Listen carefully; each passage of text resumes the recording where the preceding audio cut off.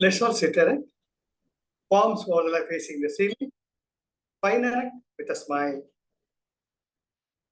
We'll be chanting the vibrant Om 3 times. Take a normal breath in, breathe out.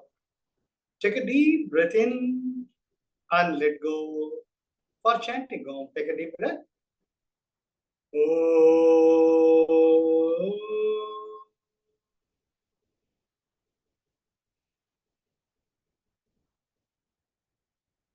Another deeper breath.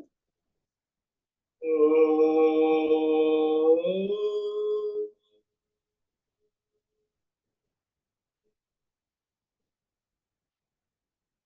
Another deeper breath. Om.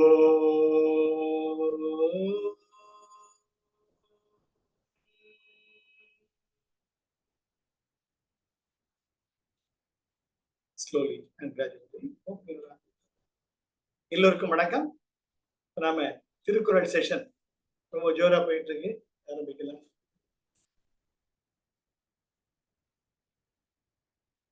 இதுவரைக்கும் நாம இப்ப நம்ம அறத்துப்பால் பார்த்துட்டு இருக்கோம். அதுல பாயிரையல் முடிச்சிட்டோம். இல்லறவியல்ல 11 அதிகாரங்கள் பார்த்திருக்கோம். இதனுடைய முக்கியத்துவமே எல்லோருமே நீத்தார் பெருமை நிலைக்கு போறதுக்கு துறவரத்தை எல்லாம் அனுசரிக்க முடிகிறது. அறிவாங்க.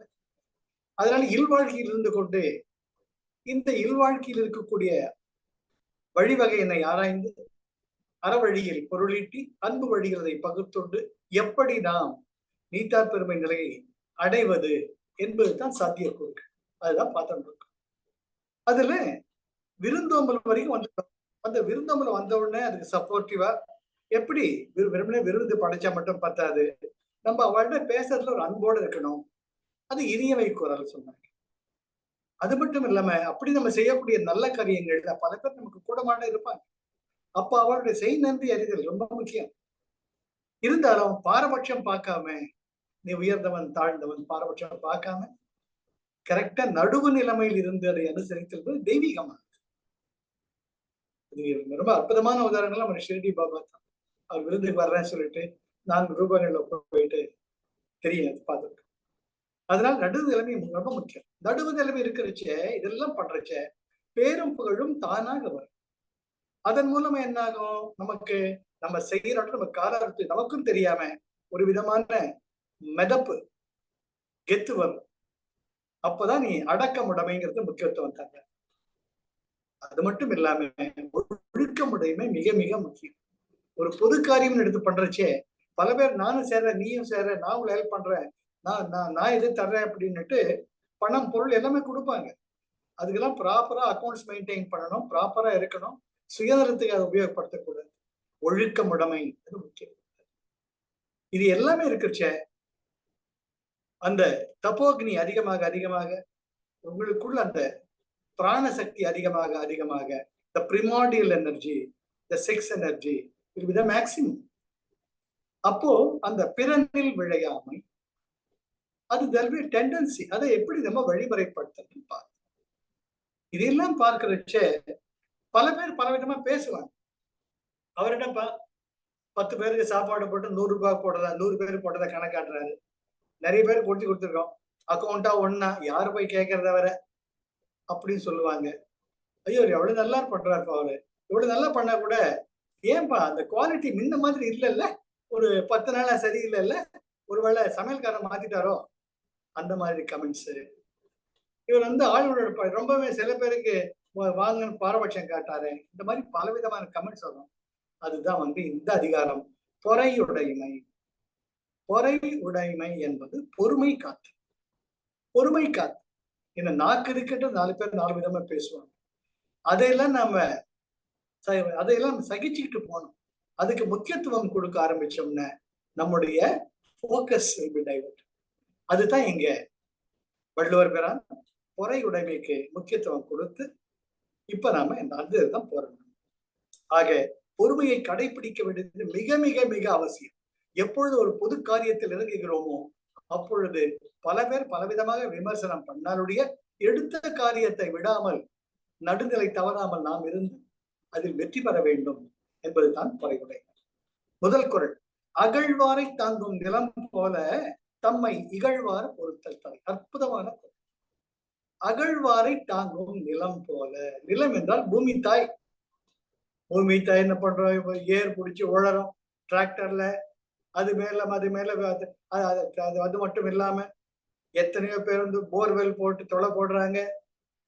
சுரங்கம் சுரங்கம் வந்து எல்லாமே அகழ்ந்து எடுக்கிறாங்க. வைர சுரங்கம், நிலக்கரி சுரங்கம். இது எல்லாமே இருந்தால் கூட எப்படி ஒரு தாய் தன்னுடைய சிறு குழந்தை தன் மார்மீது எட்டி உதைத்தாலும் அதை அன்புடன் ஏற்றுக்கொள்வதை போல இந்த பூமி தாய் நான் பெற்ற குழந்தைகள் தானே என்று தம் மடியில் அவர்கள் எப்பேற்பட்ட நிலையில் தன்னை சீரழித்தாலும் சுற்றுப்புற சூழலை மாசுபடுத்தினாலும் மன்னித்து காத்தருளுதலை போல ஒருவன் அந்த இல்லறவியலில் தான் நடுநிலையை தவறாமல் தான் எடுத்த காரியத்தை அறவழியில் பொருளீட்டி அன்பு வழியில் பகிர்ந்தொண்ண நேரும் பொழுது அதே போல பொறுமை காத்தல் மிக மிக அவசியம். அகழ்வாரை தாங்கும் நிகழ் போல தம்மை ஆழ மண்வெட்டியாலும் கடப்பாறைகளும் குத்தி கிழித்து அகழ்வார் தன்னை வந்து வெட்டி எடுப்பதை எப்படி ஒரு தாய் தாங்கிக் கொள்ளும் பூமி தாய் தாங்கிக் கொள்கிறாளோ அதை போல தம்மை இகழ்வார் பொறுத்தல் தலை. தலை என்றால் முக்கியமானது. தலைவர், தலைமை என்றால் முக்கியமானது. அதுதான் அதி முக்கியம். நம்ம சொல்லிட்டாங்கன்னு சொல்லி திருப்பி சொல்லிடக்கூடாது. ஆக அடுத்தது பொறுத்தல் இறப்பினை என்றும் அதனை மறத்தல் அதனினும் நன்று. பொறுத்தல் இறப்பினை என்றும் அதனை மறத்தல் அதனினும் நன்று. இதை அன்பயப்படுத்தோம்னா என்றும் இறப்பினை பொறுத்தல். என்றும் இறப்பினை நம்மளால் எவ்வளவு தாங்க முடியும்? இறப்பினை என்றால் இயலும் அளவுக்கு, எவ்வளவு இயலும். என்றும் இறப்பினை. இறப்பினைங்க நீங்க சாவு இறப்பு நினைச்சு கூடாது. இறப்புன்னா உங்களால் தாங்கிக் கொள்ளக்கூடிய அளவு. எப்படி சிசுபாலனுக்கு வந்து கண்ணபெருமான் 90 முறை தாக்கிக்கிறாரோ அது போல என்றும் இறப்பினை பொறுத்தல். தன்னை ஒருவர் எப்பொழுதே அவமதித்த போதும் அதனை இயன்ற அளவு பொறுத்து கொள்ளுதல் மிக மிக முக்கியமானது. அதைவிட அதனை மறத்தல் அதனினும் நன்று. அவன் அப்படிதான் நம்மள வந்து அவமதித்தானா கூட நம்ம பொறுமையை சோதனை பண்றவளுக்கு இருந்தா கூட போட அவனுக்கு தெரிஞ்சது அவ்வளவுதான் அப்படின்ட்டு அதை மறந்துடுறது ரொம்ப நல்லது. குருஜி ரொம்ப அழகா சொல்வார், நீ forgetting is better than forgiving. ஒருத்தர் செஞ்ச தப்ப நம்ம ஃபர்கிவ் பண்ணி நம்ம மன்னிச்சிடுறோன்னு இதோ நீ ஒரு மேல சிம்மாசனத்துல உட்காந்துட்டு சரி போ நான் செய்யாம தெரிஞ்சாம பண்ணிட்டேன் எல்லாம் மன்னிச்சுட்டான் போ அப்படின்னு சொல்ற மாதிரி கிடையவே கிடையாது. எல்லாருமே ஒரு நிலையில nobody is perfect. அதனால மறத்தல் நன்று. ஏதோ பண்ண விடுப்பா, அவனுக்கு தெரிஞ்சது. ஒரு திருடுதாவே இருக்கணுமா? அவன் திருந்துக்க வாய்ப்பு இல்லையா? அப்படின்னு மறத்தல் நன்று. சோ பொறுத்தல் இறப்பினை என்றும் அதனை மறத்தல் அதனினும் நன்று. என்றும் இறப்பினை பொறுத்தல். இயன்ற காலத்து இறப்பினை பொறுத்தல். தன்னால் எவ்வளவு தாங்கிக் கொள்ள முடியுமோ அவ்வளவு தூரம் பொறுமையாக இருப்பது மிகவும் நல்லது. அதைவிட நல்லது என்ன? அதனை மறத்தல் அதனினும் நன்று. இது வந்து ஒரு புத்தர் பெருமான் அவர் வந்து தன்னுடைய புத்தர் விகாரத்துல அப்படி நகரத்துல வர்ற தன்னுடைய சிஷ்ய கோடிகளோட. அப்போ ஒரு இளைஞன் புத்தரை ஒட்டிக்கிட்டே இருக்கான். இவர் கூட இருக்கிறது எவ்வளவு சந்தோஷமா இருக்கு, எவ்வளவு சந்தோஷமா இருக்கு, எவ்வளவு சந்தோஷமா இருக்கு. அவர் வந்து இந்த ஊர்லயே பெரிய வணிகனுடைய ஒரு பையன். அந்த வணிகருக்கு பொறுத்தல் இருக்கிறது ஒரே ஒரு மாதிரி. இவனுக்கு இல்லாததான் இந்த பிச்சைக்கார பையன், இந்த பரதேசி இவனை சுத்திட்டு இருக்கான, இவன் எங்க உருப்பட போறான், ஒன்ன பத்தாக்குவான்னு பார்த்தா இருக்கிறத தொலைச்சு நிற்பான் போல் இருக்க. அந்த கோபம்லாம் புத்தர் மேலதான் இருக்கு. சோ இந்த புத்தர் நடந்து போறச்ச நேர வந்து என்ன மாயம் பண்ண, என்ன மந்திரம் போட்ட, என் பையன் நீயே கட்டி சுத்திட்டு இருக்கானு, இது என்ன நியாயமா? நீ வந்து ஒரு பரதேசி, என்ன நீ பாட்டுக்கு வழியில போக வேண்டியதானே, ஏன் என் பையன் எல்லாம் இழுத்து கெடுக்கிற? அப்ப புத்தர் ஒண்ணுமே பேசுறது இல்லை. அவங்க பையனை பாக்குறாரு. பையன் தலை குனிஞ்சுண்டு இவர் தான் என்னுடைய குரு அப்படின்னு சொல்லிட்டு ஒட்டிக்கிட்டே இருக்கா. அதை பார்த்தோன்னா தாங்க பிடை கூட வரையா இல்லையா நீ, வரமாட்டேன். உடனே இவனை நீ கேட்டு தொலைகிற அப்படின்ட்டு காரி புத்தருடைய முகத்தில் உமிழ்வார், துப்புவார். புத்தர் அந்த பொறுமையா தொடச்சிட்டு சிரிச்சுட்டே போயிடுவார். அன்றைக்கு ராத்திரி எல்லாம் அவனுக்கு மனசு உறுத்தம். ஐயோ சாதுவாச்சே, ஒரு முறைக்க கூட இல்லையே, எவ்வளவு பொறுமையா நான் திட்டதெல்லாம் வாங்கிக்கிட்டது மட்டும் இல்லாம நான் முகத்துல ஒரு மனுஷன் செய்ய தகாத ஒரு செயலை அவரை துப்பிட்டு நான் அந்த உணர்ச்சி வேகத்துல அதை கூட அவர் திருப்பி ஒரு வார்த்தை கேட்கலையே. அவர் தான் கேட்கணும். அவர்கள் சீடர்கள் கூட அவர் மாதிரியே பொறுமை காத்தாங்களே, நான் என்ன பெரிய தப்பு பண்ணேன் அப்படின்னு மனசு குறுங்குறுங்க. அந்த பெரியவர்கிட்ட மன்னிப்பு நான் கேட்கணும். தப்பு செஞ்சது என் பையன், சரி அவனுக்கு அவன்கிட்ட நான் என்னுடைய கோபத்தை காட்டணும். அவர் என்ன பண்ணார் பாவம், அந்த ஞானம் அவனுக்குள்ள ராத்திரி. சோ அடுத்த நாள் விடிஞ்ச முடியாம வேகமா புத்தர் பெருமானை நோக்கி போறான். அப்ப புத்தர் பெருமான் வாங்க வாங்க வாங்க சௌக்கியமா இருக்கீங்களா, அது அமருங்கள், ஆசனத்தில் அமருங்கள். தடால்னு காதல் சுவாமி என் மேல உங்களுக்கு கோபமே இல்லையா அப்படின்னப்ப, நேற்று பார்த்தவர் நேற்றுடன் முடிந்து விட்டார், இன்று இருப்பவர் இனியவர் ஆயிற்றே அப்படின்னு ஒரு சொல்றப்ப இவருடைய கால தொட்டு வணங்குவார். எப்பேற்பட்ட மகான் நீங்கள் அப்படின்ட்டு. அதுதான் பொறுமை காத்தல். மரத்தின் அதை மரத்தல் அதனினும் நன்று. புத்தர் பெருமான் நினைச்சிருந்தா ஒரு முகம் காட்டியிருக்கலாம். என்னையா நேத்து பாட்டு செஞ்சுட்டு போயிட்டா, இனி மன்னிப்பு வந்திருக்கியா, போயா போ அப்பால உன் பையனை கூட்டு வெளியே போ, தொலைஞ்சு போ. நானும் அவனை கூப்பிட்டேன், அவன் தானே வந்தான், உனக்கு இஷ்டம் தான் அவனை கூட்டுன்படே, இஷ்டம் இருந்தா இல்லாட்டி கிளம்புடா அப்படின்னு சொல்லியிருப்பான். ஆனா புத்தர் பெருமான் அதை நடக்காத ஒரு நிகழ்வாவே முடிவு பண்ணிட்டு, இன்னைக்கு இனிவர் அல்லவா வந்திருக்கிறீர்கள், வாருங்கள் அமருங்கள் சொன்னப்ப இந்த இரண்டு திருக்குறளுக்கு முன்னுதாரணமாக இருப்பது புத்தர் பெருமான் தான் எனக்கு தோன்றும். அகழ்வாரை தாங்கும் நிலம் போல தம்மை இகழ்வார் பொறுத்தல் தலை. ஒரு முகத்தில் எந்த விதமான அவருடைய உணர்வுகளையும் காட்டுறது கிடையாது, சாந்தமா தான். அது போலவே பொறுத்தல் இறப்பினை என்றும், இறப்பினை இறப்பு எவ்வளவு தாங்க முடியுமோ அதை விட தாங்க முடியாத அளவுக்கு தாங்க முடியாது. இந்த மனித பிறவில சாவு ஒண்ணுதான். அது வரைக்கும் கடைசி சிம்ஸ் ஹாஸ்பிட்டல் போயாவது, ராமச்சந்திர ஹாஸ்பிட்டல் போயாவது, எங்கேயாவது போய் உசுரை காப்பாற்றிட்டு வரணும், போராடும். அந்த கடைசி ஊச்சிருக்கிறதுக்கு போராடிட்டு பொறுத்தல் இறப்பினை என்றும்.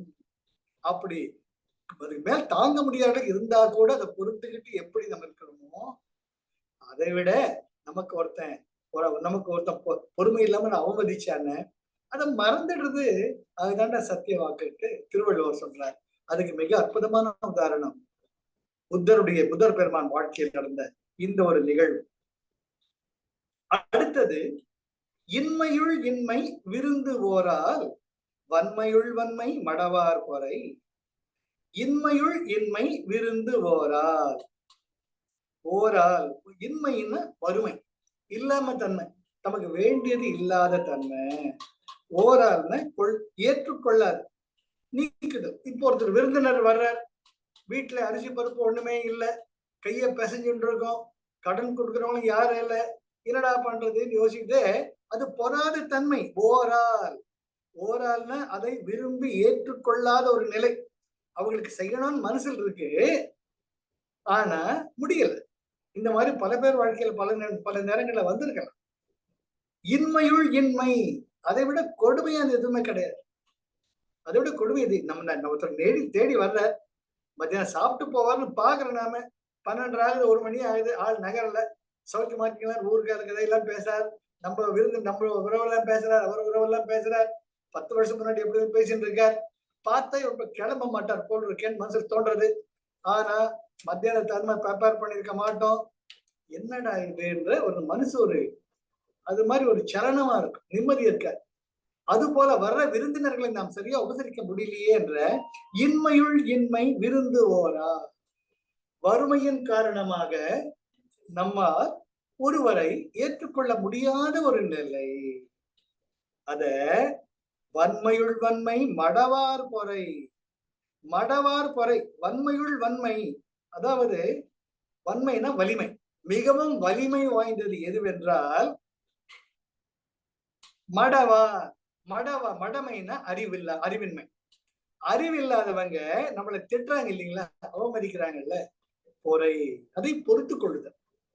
எப்படி ஒருவன் தன்னை நோக்கி ஒரு விருந்து வரும் பொழுது அதை ஏற்றுக்கொள்ள முடியாத நிலையில் ஒரு சங்கடத்துக்குள் ஆழ்கிறானோ, அதை விட மிகவும் சங்கடமாக இருப்பது எதுன்னு மடவார் பொறை. அவனை புரிஞ்சுக்கலாம, அறிவில்லாம திட்டிட்டு இருக்கான், அவர் என்ன பண்ணி தொலைகிறது அப்படின்னு அதை பொறுத்து கொள்றதுதான் மிகவும் வலிமை. கண்ணா சில பேர் வந்து அர்த்தமே இல்லாம திட்டிட்டு இருப்பாங்க. இது ஒரு அருண் கூட இருந்தா அப்படி ஒரு டாக்டர், எங்க பார்ட் ஆஃப் லிவிங்ல தான். அதுக்கு இன்ட்ரோடக்டரி டாக் கொடுத்துட்டு அவங்க டாக்டர் நம்ம வந்தாங்க. அப்போ வந்து 2500 ரூபாய் ஃபீஸ். இப்ப கூட ஆன்லைன் செஷன்ல, ஆஃப்லைன் செஷன்ல அவங்க கேட்கறாங்க, நான் எவ்வளவு ஃபீஸ் கட்டணும்? 2500.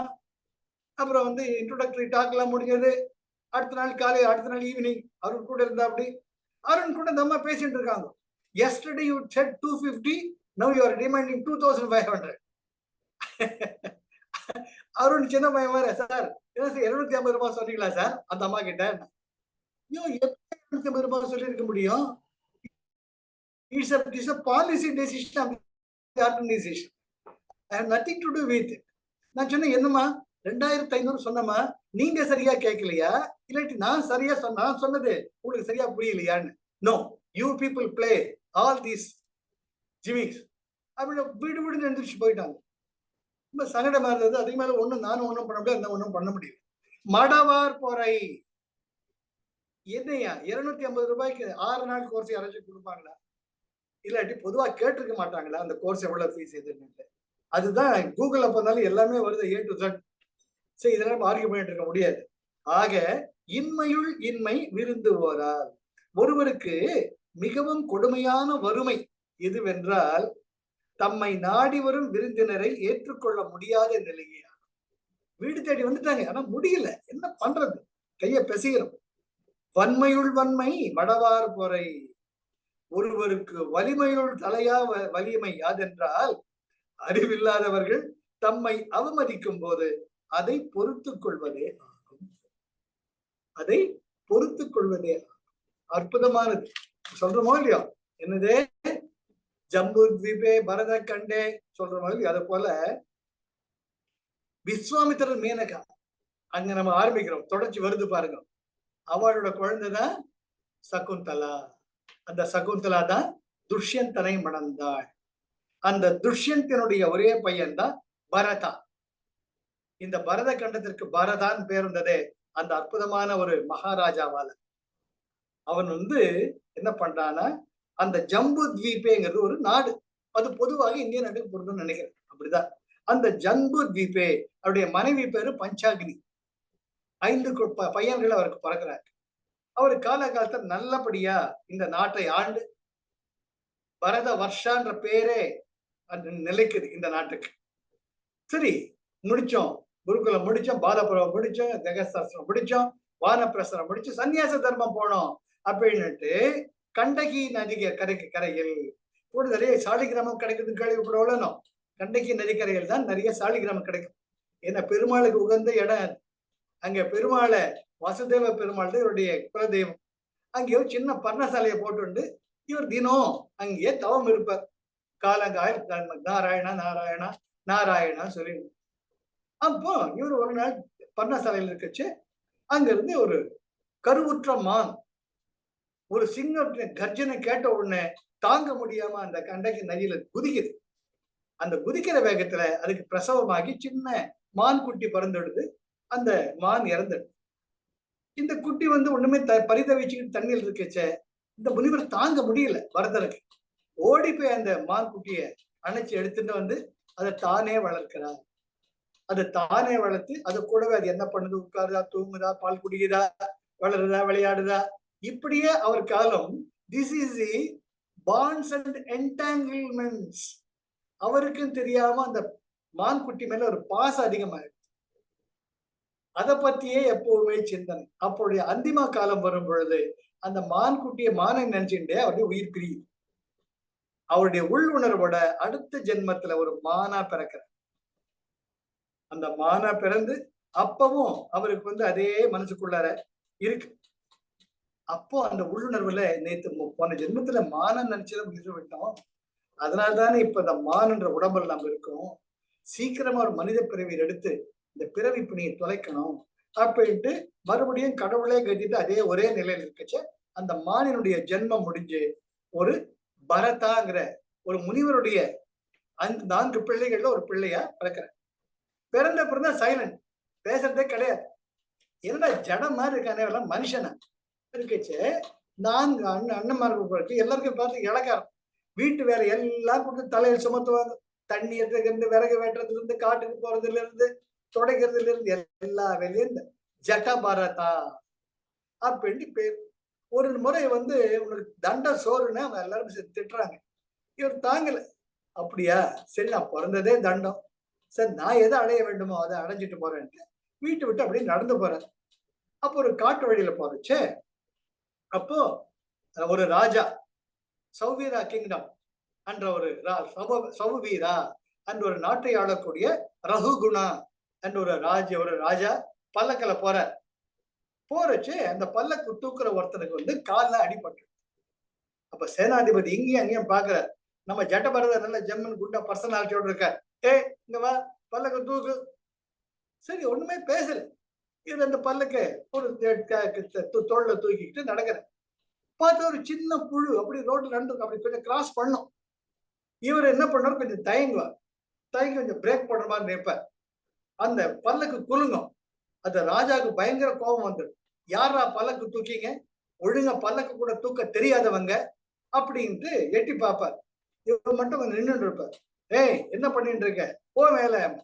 அப்ப சேனாதிபதியை முன்ன போய் கூப்பினடா தடியா திட்டுறப்ப அந்த பல்லக்குல இருந்து ராஜா கீழே இறங்குவார். யாருடா நீ? இவர் சொல்லுவார், இதுதான் 2 ஜென்மமா நான் தேடிட்டு இருக்கேன், நீங்க வழிகாட்டுறீங்க, அந்த கேள்விக்கு என்ன எனக்கு பதிலே கிடைக்கல அப்படிங்கிறப்ப ராஜா ஒரு மாதிரி கலங்கிடுவார். அடடா யாருங்க நீங்கட்டு தடால நான் என்ற கேள்விக்கு விடை தேடி கொண்டிருக்கும் எனக்கு நீ யார் என்று என்னை கேட்கிறாயே, நான் என்ன பதில் சொல்றேன்? அந்த கேள்விக்குத்தான் பதிலை நான் தேடிக்கொண்டிருக்கிறேன் 3 ஜென்மங்களாக அப்படின்னு சொல்றச்ச ராஜாவுக்கு விதிட்டு அவர் ஞானிய இவரையே குருவா ஏற்றுப்பார். கபிலரை பார்க்க போயிட்டு இருக்காரு அவர் ரகுகுணா. கபிலரை பார்த்த போறோம், இவரை எனக்கு ஞான குருவா கிடைச்சிட்டாரு போறன்ட்டு அவருக்கு சிஷ்யுட்ட பண்ணிட்டு அவருக்கு ஒரு உரிய இடத்தை கொடுத்து ஜட்டபரதன் முக்தி அடைந்ததாக ஒரு கருத்து. அதுதான் இதுக்கு முக்கியமானது. இன்மையுள் இன்மை தாங்கிக்கவே முடியல. the treatment they have given in the family.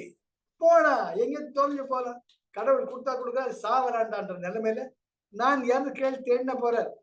ஜட்டபரதன் ஜடம்னா உணர்வுகள் அற்றவன், விருப்பு வெறுப்பு நிலையில் இல்லாதவன். வன்மையுள் வன்மை மடவார் பொறை. இவருடைய புரிஞ்சிக்காம அந்த ராஜா என்னடா மடையா யாரா நீன்னு கேட்கிறேன் சொல்ற. அதான் தேடிட்டு இருக்கேன் சார் நான். அதனால இந்த குரலுக்கு அற்புதமான உதாரணம் ஜட்டபரதன் தான் நான் நினைக்கிறேன்.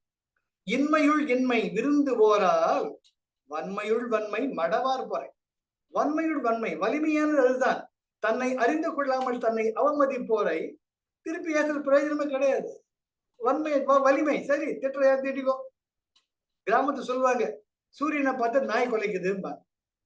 எத்தனை நாய்ங்க சேர்ந்து குறைஞ்சாலும் சூரிய பகவானுக்கு என்ன அதனால ஒரு அவமரியாதையும் கிடையாது. அதுதான் இங்க அற்புதமான திருக்குறள்ல எனக்கு ஜட்டபரதன் தெரிஞ்சது. என்ன புரிஞ்சதை சொல்லுவாங்க, திட்டுவாங்க, சொல்லிட்டு அவங்களுக்கு தெரிஞ்சது அவ்வளவுதான். இது வாழ்க்கையில பல நிலைகளை நம்ம பார்க்கலாம்.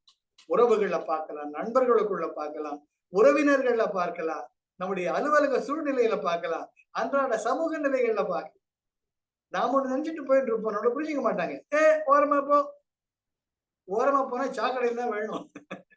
இது சர்வ சகஜ ஒரு சிக்னல்ல நம்ம ஒதுக்கு போறோமா, லெப்ட் சிக்னல்ல ஓரமா நின்னா கூட பின்னாடி பப்ளிக் டிரான்ஸ்போர்ட் சார் ஒதுக்கி நில்லுங்க சார் போனோம், ரெட் சிக்னல் காட்டினா யோ சார் போங்க சாருங்கிறது யோ மாறிடும். நகரியாமா நான் கை காட்டுவேன், நகர்தான் நான் சாக்கடையில வேணும். அதுக்குள்ள கிரீன் சிக்னல் வரும் போகும், அது வேற விஷயம். அது வன்மையுள் வன்மை மடவார் பொறை.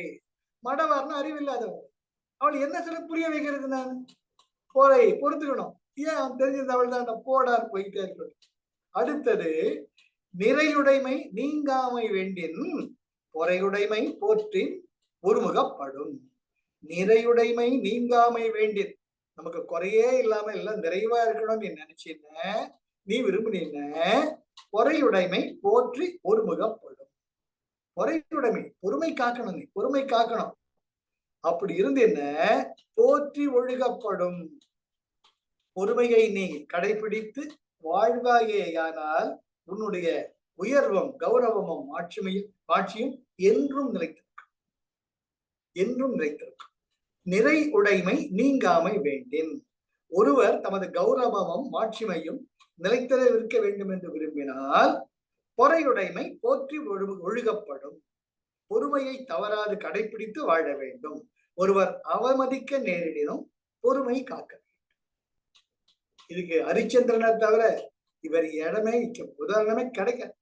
இவர் எப்படியாவது போய் சொல்ல வைக்கணும்னு தன் சேடன் அனுப்புறார். அவரை இருக்கிறது எல்லாத்தையும் நாட்டு எல்லாத்தையும் விட்டுட்டு தன்னுடைய மனைவி சந்திரமதியும் பையனையும் அழைச்சிட்டு போறார். அவன் சீடன் சொல்றத பாரியா, நீ வேணா பசி பட்டினு இருக்கலாம், உன் பொண்டாட்டி சோறு போடாம இருக்கலாம், நீ சாப்பிடாம இருக்கலாம், உன் பையன் பட்டி கிடக்கலாம், ஆனா எனக்கு 3 வேளையை நீ ஒழுங்கா சாப்பாடு போடணும். இதெல்லாம் கண்டிஷன். அப்ப ஹரிச்சந்திரன் தன்னுடைய உடலை வருத்தி வரக்கூடிய அந்த சொற்ப நிலையில் கூட முதல்ல விஸ்வாமித்திரர் சீடனுக்கு தான் படைப்பான். விஸ்வாமித்திரர் பல நிலைகள்ல நான் எப்பேற்பட்ட பாவத்தை கட்டிக்கிட்டு இருக்கிறேன், இவருடைய புகழை உலகத்துக்கு நிலை நிறுத்தணும்னுட்டு இவனை போட்டு நான் படாத பாடப்படுத்திட்டு இருக்கேனே, நான் இதுக்கு இன்னும் எத்தனை வருஷம் தவம் இருக்கணுமோன்ட்டு விஸ்வாமித்திரர் திங்க் பண்ணுவார். அது போல நிறையுடைமை நீங்காமை வேண்டின். இன்னைக்கும் ஹரிச்சந்திரன் போல இருக்க முடியுமான்னு சொல்றது கிராமத்து வழக்கு, எல்லோருக்குமே தெரியும். நீ என்னடா பெருசா ஹரிச்சந்திரன் விட்டு பக்கத்து வீட்டுக்காரனா நீ அப்படிப்பாங்க. அப்போ ஹரிச்சந்திரன் எந்த ஒரு உயர்ந்த நிலையில வச்சிருந்தா நீ வேணா பக்கத்து வீட்டுக்காரனா, அந்த உயர்வுக்கு நம்மளை கேட்பாங்க. அந்த நிலைக்கு இன்றைக்கு கூட அந்த ஒரு பழமொழி வழக்கு இருக்கிறது என்றால் பொறையுடைமை. அவள் எவ்வளவு பொறுமையா இருந்திருந்திருக்கணும், பொறுமை காத்திருக்கணும். ஏய் நீ இருக்கிறத தண்டம், உன்னை யார என் கூட உசுர வாங்க சொன்னாங்கன்ட்டு ஒரு வார்த்தை கேட்காம எனக்கு கிடைச்ச சாப்பாடு போடுறேன் என்னோட கப்சுப்புன்னு சொல்லி இருக்கலாம். ஆனா அப்படி அல்ல. தான் பசியாக இருந்தாலும் தன்னை நம்பி வந்திருக்கக்கூடியவர்கள் பசியாக தவிக்க கூடாது இருந்தவர் ஹரிச்சந்திர மகாராஜா. நிறையுடைமை நீங்காமை வேண்டின் பொறையுடைமை போற்றி ஒழுகப்படும். அதனால பொறுமை காத்தல் மிக மிக அவசியம். ஆக இந்த 4 குறள்களிலும் 1, 2, 3, 4 இந்த 4 குறள்களிலும் பொறுமையுடைமையின் சிறப்பு கூறப்பட்டது. அகழ்வாரை தாங்கும் நிலம் போல சொல்றாங்க. பொறுத்தல் இறப்பினை என்றும் அதனை மறத்தல் அதனினும் நன்று சொல்றாரு. அடுத்தது இன்மையுள் இன்மை என்னது, வன்மையில் மடவார் பொறை, வன்மையுள் வன்மை மடவார் பொறை. அறிவில்லாம திட்டாங்க கிட்ட திரும்பி பேசுறா, சரி திட்டிக்கோ அப்படி பொறுமையோடு இருக்க பாருங்க, அதுதான் வலிமையிலும் அதிகமான வலிமை அப்படிங்கிறாங்க. அடுத்தது நிறையுடைமை நீங்காமை வேண்டின் பொறையுடைமை போற்றி ஒழுகப்படும். ஆக நீ உன்னுடைய உயர்வு இருக்கணும்னு பொறுமை காத்துதான் இருக்கணும். ஒரு வார்த்தை விட்டீங்கன்னு it's a castle of the cards. உன்னுடைய சீட்டு கட்டினால் கட்டிய ஒரு அரண்மனை போல ஒண்ணு தட்டி விட்டு எல்லாமே கடகடன்னு விழுந்து. அந்த மாதிரி எவ்வளவோ பொறுமையுடன் கட்டி காத்து அந்த சாம்ராஜ்யங்கள் நொறுங்கி விழுந்திருக்கின்றன பொறுமை என்ற ஒரு அற்புதமான குணத்தை கடைபிடிக்காதது. அடுத்தது 5வது குறள். பொறுத்தாரை ஒன்றாக வையாரே வைப்பர் பொறுத்தாரை பொன் போல் பொதிந்து. ஒருத்தாரை ஒன்றாக வையாரு.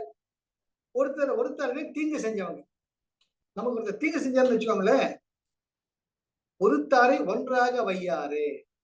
ஒருத்தாரை நமக்கு அவமதித்து நமக்கு ஒருத்தர் தீங்கு செய்யற, அவருக்கு நம்ம திரும்பி தீங்கு செஞ்சோன்னு வச்சுக்கோங்க, ஒன்றாக வையாரு அவர் உண்டு இல்லைன்னு பண்ணிட்டுன்னு வச்சுக்கோங்க, அது அந்நியோட முடிஞ்சிடும். அந்த பகைமை வளர்மையுடைய இந்த கிராமத்துல கத்தி எடுத்தவன் கத்தியாலாண்ட சாகுங்க, அது உண்மை. எப்படி என்ன பார்த்துட்டு இருக்கோம். இப்பதான் மேடம் பேசினாங்க, என்ன சார் எது பார்த்தாலும் எங்க திருக்குறள் பார்த்தா 10 கமாண்ட்மெண்ட்ஸ் லேப் மாதிரி திருவள்ளுவர் தூக்கி போட்டு போற சொல்லிட்டு இருந்தாங்க மேடம். அது போல ஒருத்தாரை ஒன்றாக வையாரே, ஒருத்தாரைனா ஒருவர் தமக்கு ஒருத்தர் தீங்கு இழைச்சா கூட திருப்பி அவரை தண்டிக்கிறச்ச வையாரே வைப்பர், வையாரே வைப்பர்னா அவரை மிக உயர்ந்த நிலையில் ஆண்டோர்கள் சான்றோர்கள் வைக்க மாட்டார்கள். யார?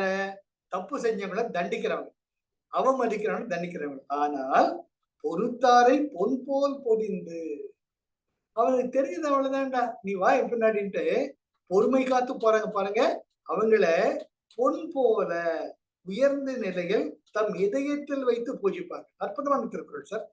ஒருத்தாரை ஒன்றாக வையாரே, ஒருவர் தமக்கு இழைத்த தீங்கினை பொறுத்து கொள்ளாமல் அவருக்கு திருப்பி தீங்கு விளைவிப்பவர்கள், அப்படிப்பட்டவர்களை பெரியோர்கள் தமக்கு உரியவர்களாக மதித்து வைத்துக் கொள்ள மாட்டார்கள். வையாரே, தன் மனதில் வைத்துக் கொள்ள மாட்டார்கள். ஆனால் யார வச்சிருப்பாங்க? பொறுத்தாரை பொன் போல் பொதிந்து, தமக்கு தீங்கிழைத்தாரையும் பொறுமையுடன் ஏற்றுக்கொள்பவர்களிடம் அவர்களை பொன் போல மதித்து தம் மனதில் என்றும் நிறுத்திக் கொள்வார்கள். அற்புதமானது, அற்புதமானது. பொறுத்தாரை ஒன்றாக வையாரே, திருப்பி திருப்பி திட்டலாம். அவர் அடி கொடுத்த அடி போட்டுடலாம், அதோட தீர்ந்துட முடியாது. இதெல்லாம் நம்ம என்னையா போயா, அவன் தான் செஞ்சானு இவன் திருப்பி செய்யலாமா? அப்ப இவன் கழுதைக்கு குதிரைக்கு என்னையா வித்தியாசம் அப்படிம்பாங்க.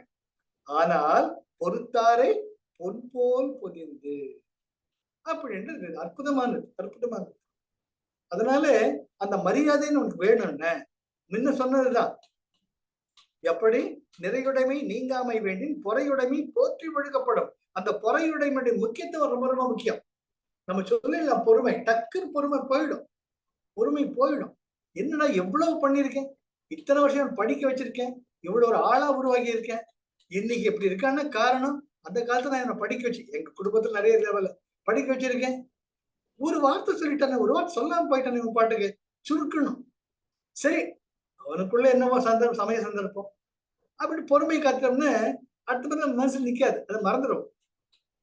அவன் சொல்லிட்டு போலி, அவன் சொல்லிட்டு போலி, அவன் சொல்லிட்டு போலி, மதிக்கலையே மதிக்கலையேன்னு நம்ம பிராண சக்தி தான் குறை. அதனால்தான் திருவள்ளுவர் சொல்றார், பொறையுடைமை ரொம்ப ரொம்ப ரொம்ப முக்கியம். ஒரு ஜென் மாஸ்டர் இருந்தாரா, அந்த ஜென் மாஸ்டர் அந்த ஊர் மகாராணி அது ரொம்ப மரியாதை, அவரை பார்த்தா ஐயோ எப்பேற்பட்டவர், நம்ம அரண்மனைக்கு வர மாட்டாருன்ட்டு தினம் அவரை போய் நமஸ்காரம் பண்ணிப்பாங்க. ஒரு நாள் சொல்றாங்க, என்னுடைய அரண்மனைக்கு தயவு செய்து தாங்கள் எழுந்தருளீர்கள். அவர் ஒரு ஓடு தான் வச்சிருப்பார், திருவோடு. அந்த திருவோடு தான் அவருக்கு சாப்பாடு. அந்த திருவோடு வந்து இந்த உள்ளங்கை குருஜி உள்ளதான் சொல்லுவார், உன் சாப்பாடே இவ்வளவுதான்டா இருக்கணும், ஒரு இதை சாப்பிட்டுட்டு அதே கையில் தண்ணி குடிச்சு போகணும். இதுதான் பட்டினத்தார் கடைபிடித்தார். பட்டினத்தார் ஒரு 2 உள்ளங்கையை சாப்பிடுவார், அதே கையில் தண்ணி குடிவார், போயிட்டே இருப்பார். அது போல அந்த ஜென் மாஸ்டர் இருந்தார். சரிம்மா ஒரு நாள் வரேன் அப்படின்ட்டு அந்த அம்மாவோட சந்தோஷத்துக்காக அந்த ராஜ்யசபைக்கு போவாங்க. ஏகப்பட்ட மரியாதை, எல்லாரும் ஒரு மரியாதை பண்ணுவாங்க. இவன் திருடனுக்கு வந்து ஒரு திருடன் இருக்கான், அவனுக்கு வந்து இவருக்கு மட்டும் எப்படா இவ்வளவு மரியாதை கிடைக்குது, எப்படி இந்த மகாராணி இவ்வளவு மரியாதை பண்றாரு, நாடே இவரை போற்றுது, இவர் என்னத்தான் பண்றாரு, இவர்கிட்ட நிறைய பணம் இருக்கும் போது ஃபாலோ பண்ணிட்டே இருக்கும். ஜென் மாஸ்டருக்கும் இது தெரியும். சரி, அவன் இஷ்டம் இருந்துப்பாரு, அவனுக்கு என்ன போச்சு போயிட்டு இருப்பான். அன்னைக்கு அரண்மனை போயிட்டு பாத பூஜை எல்லாம் பண்ணி விருந்து எல்லாம் படிச்சு, அவன் நான் போயிட்டு வர்றேம்மா, நானு ரொம்ப நல்லது, தீர்காயுளா இரு ஆசீர்வாதம் பண்ணிட்டு அவர் கிளம்பார். சுவாமி சுவாமி, எனக்கு ஒரே ஒரு ஆசை, என் ஆசையை நீங்க நிறைவேற்றி வைப்பீங்களா? அவர் சொல்லுவார், என்னால் என்றால் அதை நிறைவேற்றுவார். நீங்க அந்த திருவோடு வச்சிருக்கீங்களே, அந்த திருவோடு எனக்கு கொடுத்துருங்கோ, நான் என் பூஜை ரூம்ல வச்சு பாத்துக்கணும்னு இருக்கேன். என்னம்மா திருவோடா? சரி, இந்த உன் ஆசையை நான் ஏன் கெடுப்பாங்க அப்படின்னு கொடுத்துருவார். அப்ப அந்த அம்மா சொல்லுவாங்க, நீங்க வச்சிருக்கிறதே இது ஒண்ணுதான், இது இல்லாம நீங்க என்ன சுவாமி பண்ணுவீங்கன்ட்டு பொன்னும் மணியும் வைரமும் மிகுந்த ஜொலி ஜொலிக்கக்கூடிய ஒரு விலை உயர்ந்த திருவோட்டை கொடுப்பாங்க. இவர் சொல்லுவார், இது எதுக்குமா எனக்கு? நம்ம இல்லைங்க ஐயா, ஞாபகார்த்தமா வச்சுக்கோங்க. சரி கொடு அப்படின்னு அதை எடுத்துட்டு போ. இது திருடனுக்கு வந்து கண், ஆஹா நல்ல வேட்டம் வாடிச்சுடா, இந்த ஆள் எப்படா ஆசரமா நான் இதை தட்டிக்கிட்டு போயிடணும் அப்படின்ட்டு அவர் எங்க போனாலும் பின்னாடியே. அவர் ஒரு சத்திரத்துக்கு போயிட்டு ஒரு நாள் ராத்திரி அவர் என்ன பண்ணுவார்னு சாப்பிட்டுட்டு இந்த பொண்ணும் மணியும் பொதித்த அந்த திருவோட்டை தலை வாட்டாட்ட வச்சுட்டு படுத்துப்பார். இவனுக்கு தூக்கமே பிடிக்க மாட்டேங்குது, அதையே பார்த்துட்டு இருப்பான். இவர் எப்படா தூங்குவாரு, இது திருடிட்டு போறாரு. இவரு எந்திரிச்சு உட்காருவார், இங்க வா இங்க வா இங்க வா. அவன் பயந்துகிட்டே போவான். ஏடா இதான வேணும் உனக்கு, எடுத்துக்கோ. இது இருக்கிறதால உனக்கு தூக்கமும் போச்சு, எனக்கும் தூக்கமும் போச்சு. நிம்மதியா தூங்குறது யாரடா உசுர வச்சிருக்கிறோம் நாம, இதுக்கா இந்த தூக்கிட்டு போ அப்படின்னா அவன் கையில அவரே கொடுப்பார். ஒரு மாதிரி ஆயிடும். என்னையா இந்த மனுஷன் தெரியுதான் தரானா, இல்ல நாளைக்கு ராஜா கிட்ட புடிச்சு கொடுக்கறதுக்காக பிளான் பாருங்க. புத்தி எப்படி போகுது பாருங்க. மடவார் பொறை, அவன் புத்தி அப்படி வேலை பண்ணுது. நாளைக்கு ராஜா கிட்ட போட்டு கொடுத்துருவானா என்ன சிறைச்சாலை கூட்டு போறதுக்கிட்டு, வேணாம் வேணாம் நீங்களே வச்சுக்கோங்க, இந்த பார் என்னுடைய பொருள் அது. எப்ப ராணி என்கிட்ட கொடுத்தாங்களோ அது என் பொருள். இப்ப என் பொருள் உங்ககிட்ட கொடுத்துட்டு இருக்கேன். நாளைக்கு ராஜாவை வந்து கேட்டா கூட என் பேரு சொல், நான் வந்து உனக்கு நிக்கிறேன் சொல்லணும் தைரியம். சரி சாமின்ட்டு அவன் படுத்துப்பான். 2 பேரும் நிம்மதியா தூங்குவாங்க. ராத்திரி எல்லாம் அவனுக்கு மனசு ஒண்ணு பண்ணும், சே இவ்வளவு பெரியவர் இது கூட வச்சுக்காம ராணியா கொண்டு வச்சுக்கிட்டு தூங்குறாரு, எவ்வளவு நிம்மதியா தூங்கிட்டு இருக்காரு, நான் இதை வச்சுக்கிட்டு நான் நிம்மதி இல்லாம இருக்கேன்னுட்டு அந்த கதை அப்படி போறது. எதுக்கு இது சொல்றேன்னு, ஒருத்தாரை ஒன்றாக வையாரே பொறுத்தாரை பொன் போல் பதிந்து. அப்பதான் அவனுக்கு புரியுது, ஓ இந்த நாடே இவரை கையெழுத்து கும்பிடுதுன்னு, இதுக்கு காரணம் இவரோட எவ்வளவு ஒரு நிர்ணயமா தன்னுடைய ஒழுக்கத்தை கடைபிடிச்சு எவ்வளவு பொறுமையா இருக்காரு, ஏன்னா திட்டக்கூட இல்லையே, என்கிட்ட அன்பா தானே பேசினாருன்னுட்டு அவ என்ன பண்றா, திருப்பி ஐயா எனக்கு இது வேண்டவே வேண்டாம், உன்னுடைய சீடனா இருக்கேன் அப்படின்னுட்டு அவன் சீடனா சேர்ந்ததாக இது ஒரு சென் கதை. ஆக ஒருத்தாரை ஒன்றாக வையாரு, திருப்பி திருப்பி அடிச்சுட்டு உலகம் மதிக்காது, ஏன் அவன் குணம் தெரிஞ்சது திட்டிட்டு இருப்பாங்க. ஆனால் பொறுத்தாரை பொன் போல் பொதிந்து அவங்களை அவ்வளவு மரியாதையா பார்த்துப்பாங்க. இது கண்கூடு, இது கண்கூடு. ஒவ்வொருத்தர் குடும்பத்திலையும் நம்ம பார்க்கலாம், ஐயா எவ்வளவு பண்ணியிருக்காருப்பா, இருந்தாலும் அபகாரம் செஞ்சவங்க கூட உபகாரம் தான்ப்பா செய்யறாரு அப்படி பல குடும்பங்களை நான் பார்த்திருக்கேன். அதுக்கு அடுத்த குறள், ஒருத்தாருக்கு ஒரு நாள் இன்பம். இது அற்புதமான குறள், இது ஸ்கூல் டேஸ்ல படிச்சிருக்கேன். ஒருத்தாருக்கு ஒரு நாள் இன்பம், பொறுத்தாருக்கு பொன்றும் துணையும் புகழ். ஒருத்தாருக்கு ஒரு நாள் இன்பம், அடிச்சவன திருப்பி அடிச்சுட்டா பாத்தியா அடிச்சா சத்தியா செம்மையா கொடுத்தண்டா அப்படின்னு அன்னைக்கு சந்தோஷமா குடிச்சுட்டு இருப்போம். ஒரு நாளை இன்பம், பொறுத்தார்க்கு பொன்றும் துணையும் புகழ். அதாவது பொன்றும் துணையும் புகழ்ன்றப்ப அவர்கள் இருக்கக்கூடிய நாள் வரை பொன்றும் துணை, உலகம் உள்ள அளவும் பொன்றுன்னா இருக்கக்கூடிய அளவு, அவர்கள் வாழ்நாள் இருக்கக்கூடிய அளவு, அதற்கு மேலும் அவர்கள் புகழ் என்றும் நிலைத்திருக்கும். அழகா சொல்றார், பொறுத்தார்க்கு ஒரு நாள் இன்பம், பொறுத்தார்க்கு பொன்றும் துணையும் புகழ். அந்த ஒரு நாள் இன்பம் தான், அதுக்கு அடுத்த நாள் அவன் எப்படி திருப்பி கொடுக்கறது வெயிட் பண்ணிட்டு இருப்பான். நீ பொறுத்துட்டு போயிட்டேன்னு 2 சாய்ஸ். ஒண்ணு, இவன் இவன் வந்து சோம்பேறி, இவன் சொத்த கேஸ், இவன் அடிச்சு இதுல இதுல சினிமால வடிவேலு சொல்லுவான், கொஞ்சம் ஸ்டாப் வெயிட் பண்ணுங்கன்ட்டு நான் ரெடி ஆகி கேட்கிறேன் அப்படின்ட்டு நேரா நிப்பான், ஸ்டார்ட் அப்படிம்பா, எல்லாம் டமால் டிமில் அடிப்பாங்க. அது போல இவன் எவ்வளவு திட்டான்னு தாங்கிக்கிறான்டா, இவன் கிட்ட முறைச்சு பிரயோஜனம் இல்லை, இது ஒரு கல் மேல முட்டிக்கிறதுக்கு சமாதானம்ட்டு போயிடுவாங்க.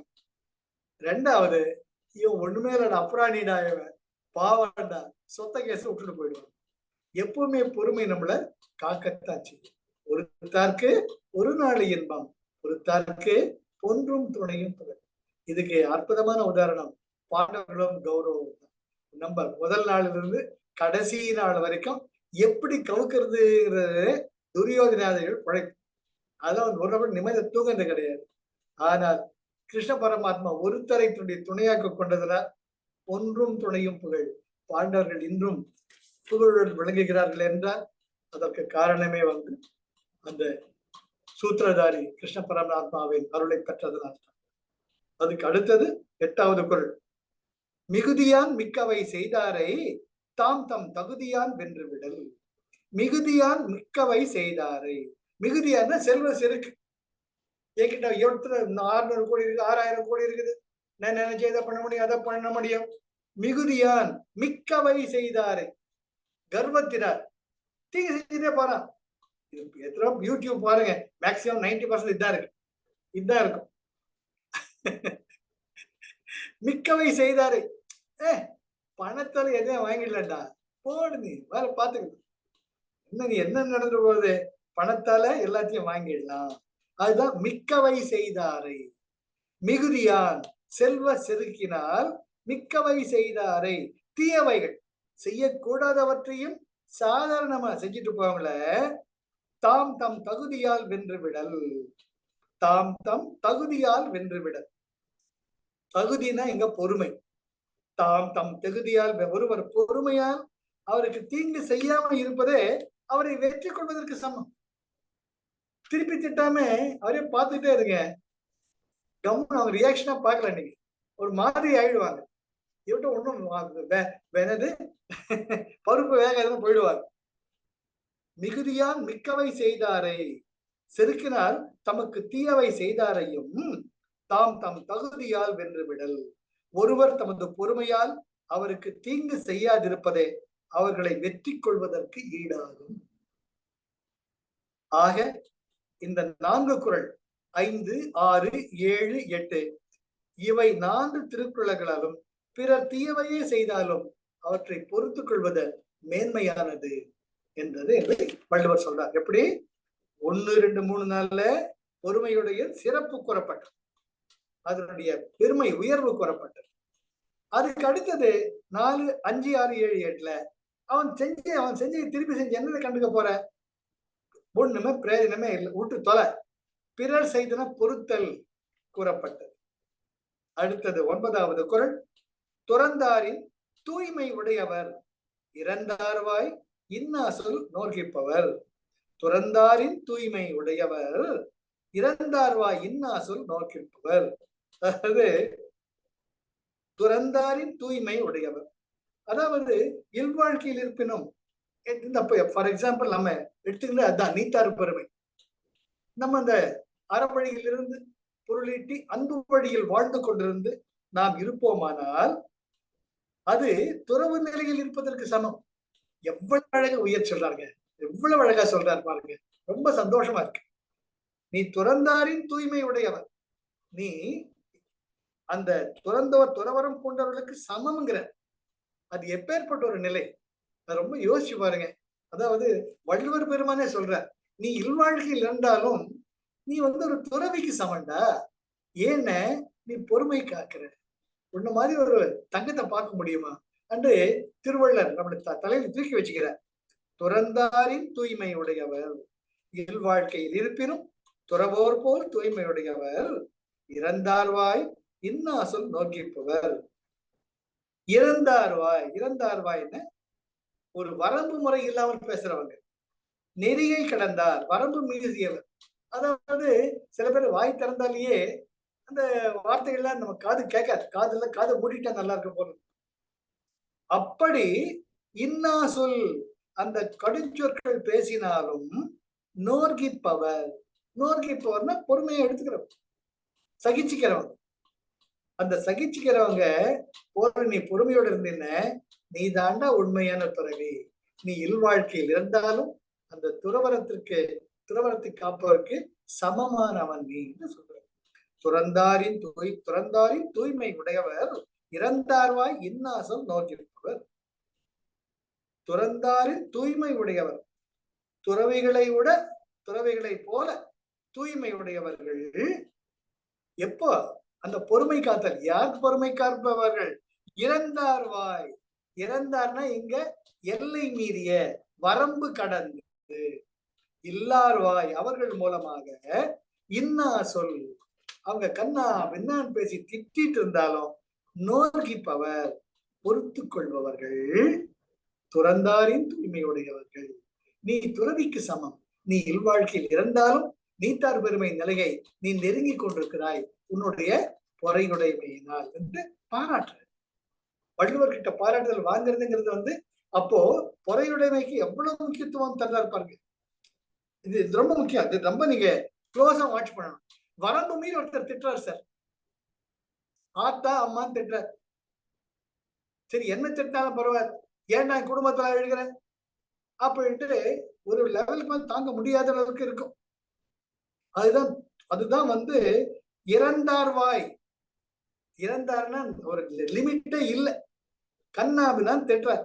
இன்னா சொல்லுவாருக்கு இப்போ சரி இவன் இவன் இவன் வாயில திட்டுவானு எழுதியிருக்கார் பெருமாள். திட்டுடா, திட்டு திட்டு. அதுதான் நம்ம சொல்லுவோம், ஒருவர் ஒரு கணத்தில் அறைந்தால் மறு கணத்தை திருப்பி காட்டுன்னு இயேசுகிறார் சொன்னாருன்னு. அவள் எவ்வளவு பொறுமை காப்பவரா இருக்கலாம். இதெல்லாம் வந்து இந்த உலகத்துக்கு பிராக்டிக்கலா எல்லாம் இருக்கலாம். ஆனா நடைமுறைப்படுத்தி பாருங்க. அப்பதான் உங்களுக்குள்ள இருக்கக்கூடிய ஏதோ ஒரு சக்தி உங்களை ரொம்பவே பாராட்டும். இதையெல்லாம் அனுபவத்துல பார்த்தோம். கண்ணா அப்படிதான் திட்டா கூட அவங்களுக்கு தெரிஞ்சது அவ்வளவுதான். ஒரு 2-3 நாள் கழிச்சு, சார் உங்களை கோபமே வரலையா? இல்ல வரலைங்க, ரொம்ப சாரி சார், அன்னைக்கு ஏதோ கோபத்துல வந்து பேசிட்டேன். பேங்க் மேனேஜர் சர்வசாதாரணமா கேட்டிருக்கேன். அதுவும் கரை வேஷ்டி கட்டலாம் நிறைய பேர் திட்டிருக்காங்க. என்னதான் ஒருத்தர் ஒரு 30-50 அப்ளிகேஷன் போடுவாங்க. சார் எல்லாம் சீக்கிரம் பார்த்து பண்ணிடுங்க பாருங்க. சரி பண்ணிடலாங்க. அது 2 நாள் கத்திரிக்காய் வியாபாரமா அது. ஒரு வாரம் கழிச்சு, சார் அன்னைக்கு பாப்பா கொடுத்தனேன், அவன் வரமாட்டான். அவனுடைய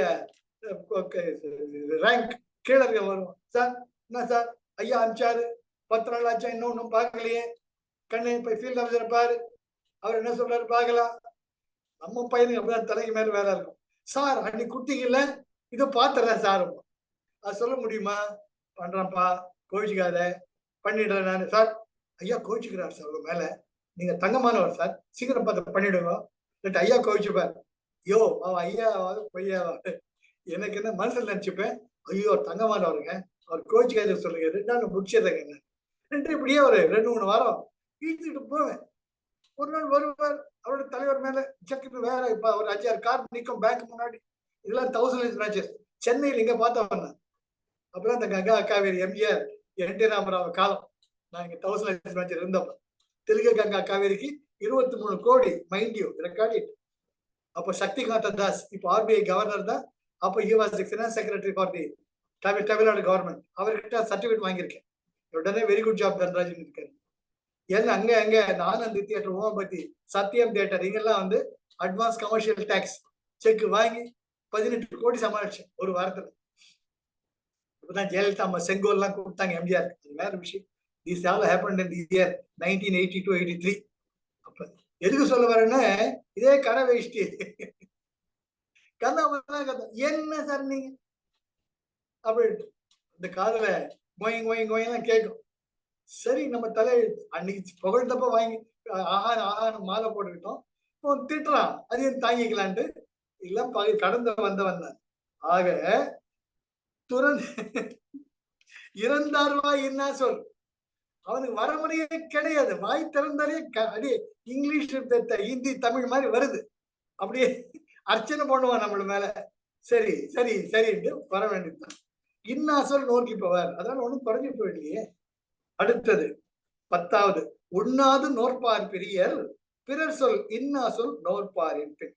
உண்ணாது நோற்பார் பெரியர், பிரதங்கள்லாம் மேற்கொண்டு தவம் இருந்து மிகப்பெரிய நிலையை அடைவார்கள், மிகப்பெரிய துறவிகள்.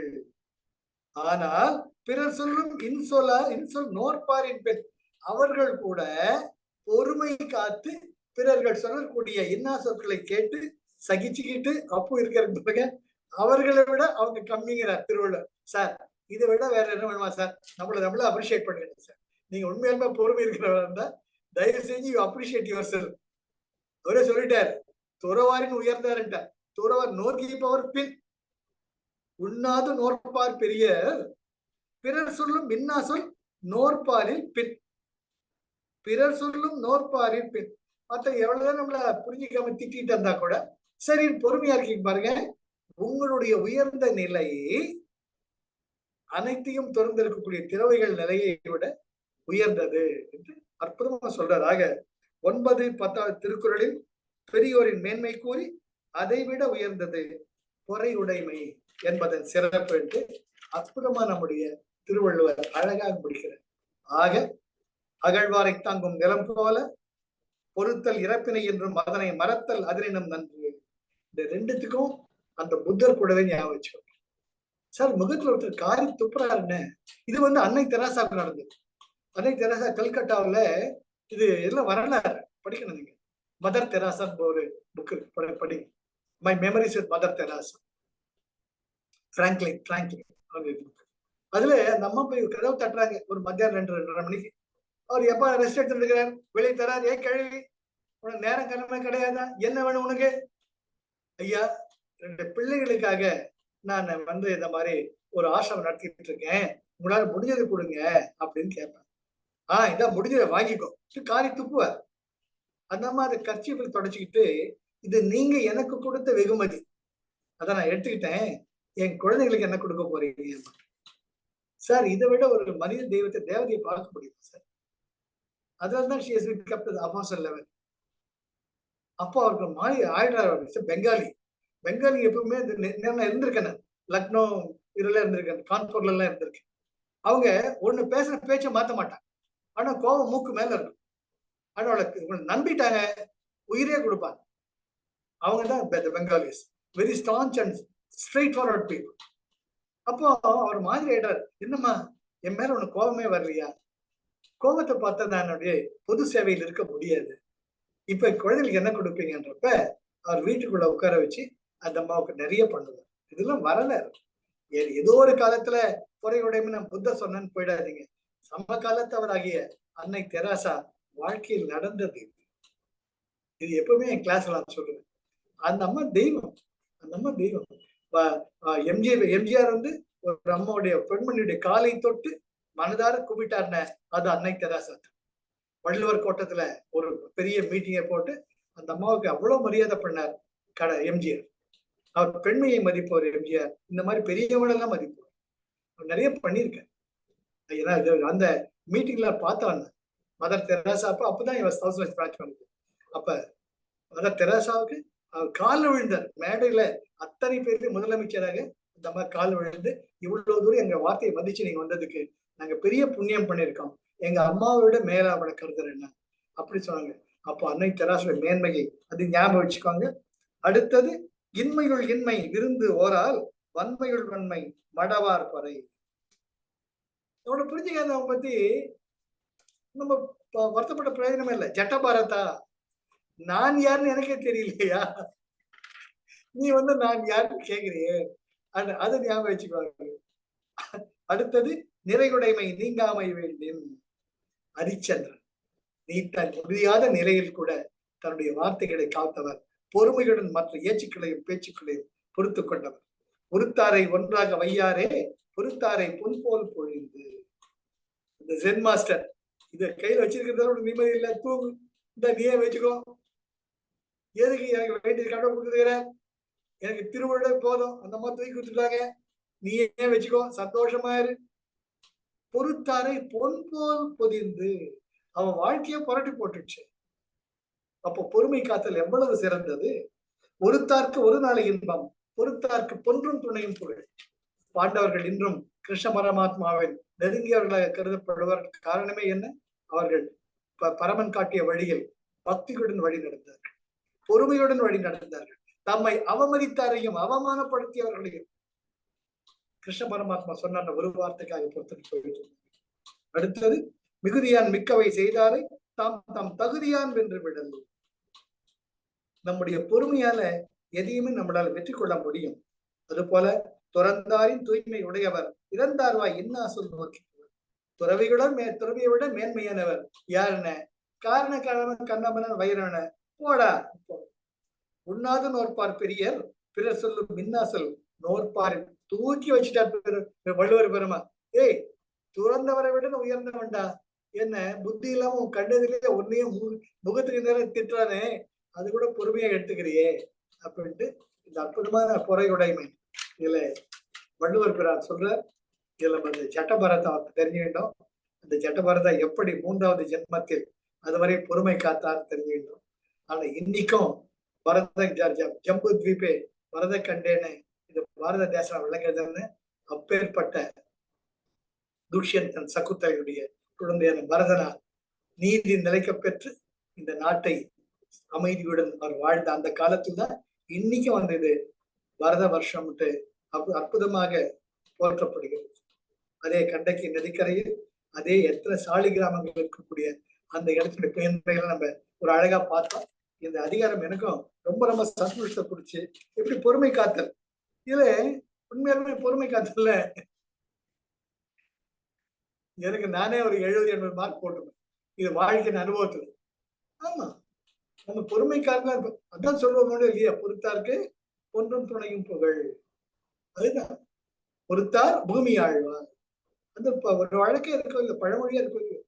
பொறுத்தார் பூமி ஆழ்வார். பூமி ஆழ்வார் என்ன, நம்ம நிலப்புலனா இருக்கணும் கிடையாது. இந்த பூமியில் நாம் என்றும் நிலைத்திருப்போம். நாம நிம்மதியா இருக்கும். நமக்கு நிம்மதியும் ஆரோக்கியமும் தலை வச்சு படுத்தா தூங்குவாங்க. அதுக்கு பொறுமைங்கிறது ரொம்ப அவசியம். அதுல கிளாஸ்ல கூட சொல்லுவேன், நெவர் ரியாக்ட், ஆல்வேஸ் இன்டராக்ட்.